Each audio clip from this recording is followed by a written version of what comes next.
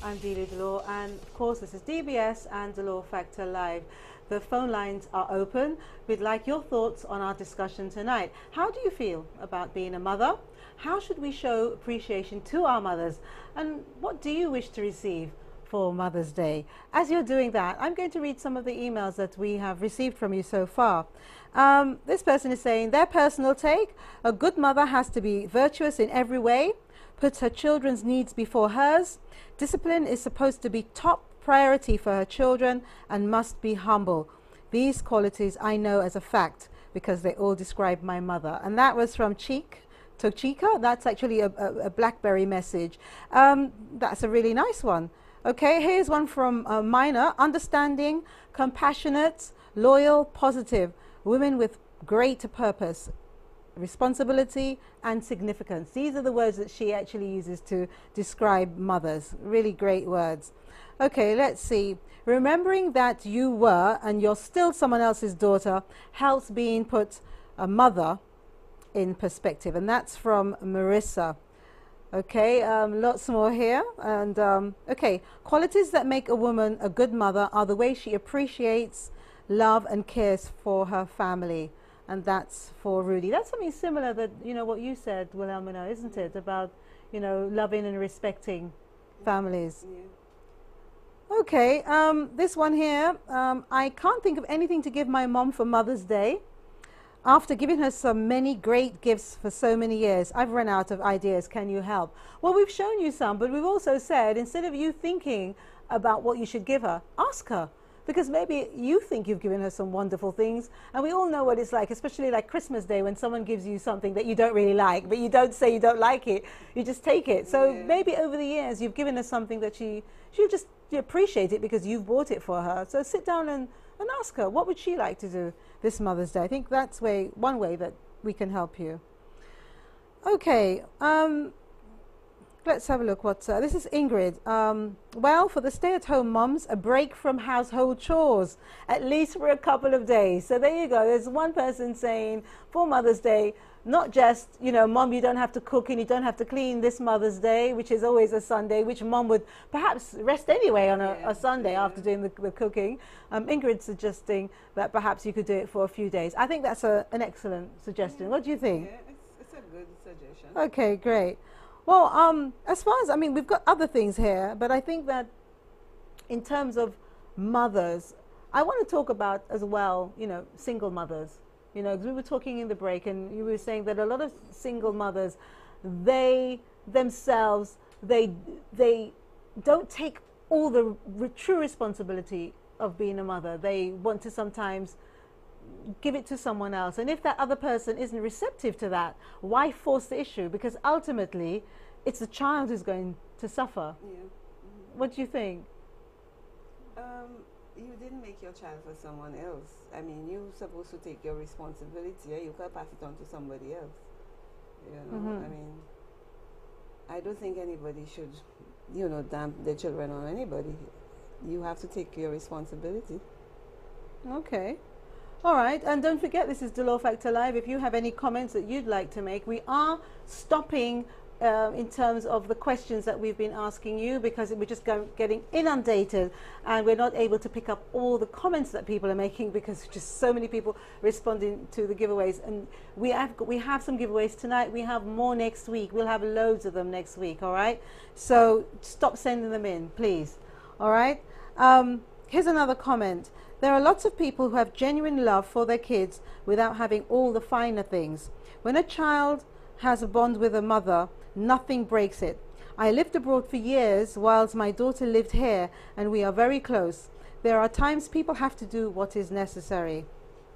And that's a valid comment. You know, this person didn't say how old their child was when they left and how long they were away from them. But I think it all depends on how you communicate. Yeah, you know, yes, sometimes a lot of us, and when we look back in the days, I mean, you know, my parents left here at a certain time and they went to England, and, you know, and I know that other children who were sent for, you know, like my aunt and other people in the family sent for their children.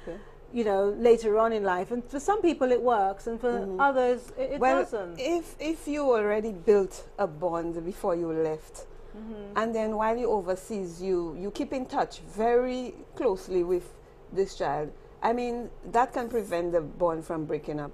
But then it all depends on the age you left this child. You know, you really have to form this bond before you leave and nurture it while you're overseas. And then you can probably save it.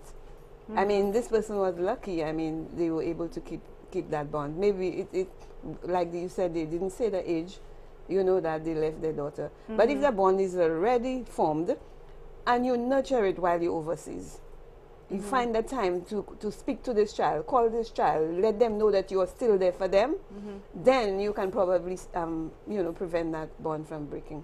Okay. And I was just thinking, you know, what are inexpensive gifts that we can perhaps give to moms? Because we have a lot of young people, apart from making things, what are inexpensive gifts that young people can give their parents? Apart from, as I said earlier, cards, and you can buy a card and write your own inscription inside, write a little poem, you know, write something, or maybe, you know, get a picture of yourself with your mom and frame it. Right. That's a nice gift, yeah. That's a nice gift idea. You know, get a photo of you and your mom, or your family with your mom, or just a family picture. And, you know, maybe spray it, or, you know, be adventurous. Do something that you can do and you can hand over to her. You can go and buy a nice frame. There are lots of things that you can do.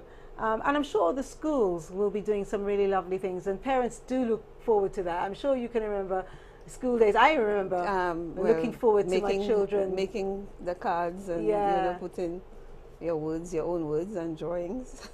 Yeah. I don't think that there's any age that would stop you from wanting to do that. Maybe because we're older, we don't think that it's stopping. It's easier to just go out and buy a card. I would do it though. I think that my mom would appreciate if I did something like that. I think most moms would, regardless of your age, because it's the personal touch, you know. You might have gone to buy it. Although I didn't grow up with my mom, but one time I made a gift. I embroidered a set of doilies, you know, and I gave it to her, and she held it for quite a long time. She had it packed away, you know, nicely.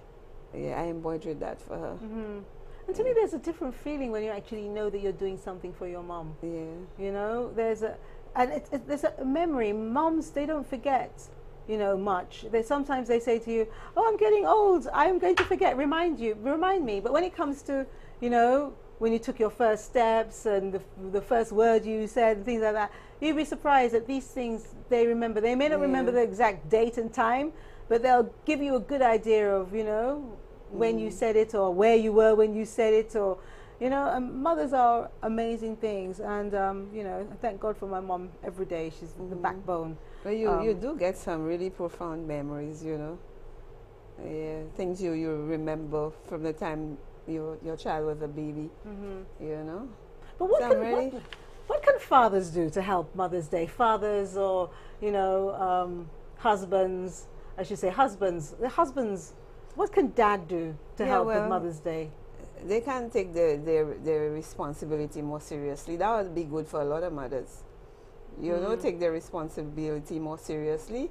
When they don't have to wait when Mother's Day comes around to do that. But then off and on, treat, you know, the mother to, you know, something nice. You know, it would help. Okay. You know. If they take their responsibilities more seriously, that would help a lot of women. Well, men out there, you see the look on Whihelimina's face when she says that fathers should take some more responsibility. She really doesn't hide her facial expressions. All right, so help your children. You know, don't allow just the children to come up with something for mom, or just give the children the money, because a lot of them, you know, a lot of the husbands, that's what they do, especially if you have younger children. They'll just say, "Oh, here's some money to go and buy mom a Mother's Day gift." But, you know, she is the mother of your children. So you should be involved, become involved. And, you know, in doing that, you are showing your children, especially if your child is male, how to be a responsible, loyal, and great man and father. And that's something, unfortunately, we're lacking in a lot of societies. It's something simple. The father thanking the mother for taking care or bringing the child up the way that they did. I mean, you have to thank the lady for doing such a good job. I mean, it's simple, but I'm sure she would appreciate it very much.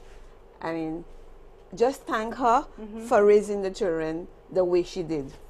Yeah. You know? I hope, gentlemen, that you are listening, and I hope that you do act on it. It's not just us just saying these words. When we talk here on this set, you know what it's like here. We just tell it as it is. But we hope that you take some of it on board and make this Mother's Day different. You know, why are we doing the Mother's Day program 2 weeks in advance? Well, it's because we want to give you enough time to think about this. You know, have an opportunity to maybe sit with your children, to think about what you can do for mom. Put the money aside. If you have to make something, start making it now. Prepare it so that when the day comes, it's all ready.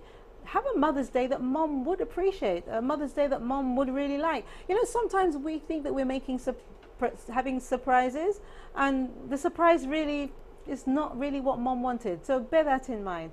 All right, we're going to a break. When we come back, we're going to draw our winners. Okay, so this is Dolor Factor Live. Stay with us.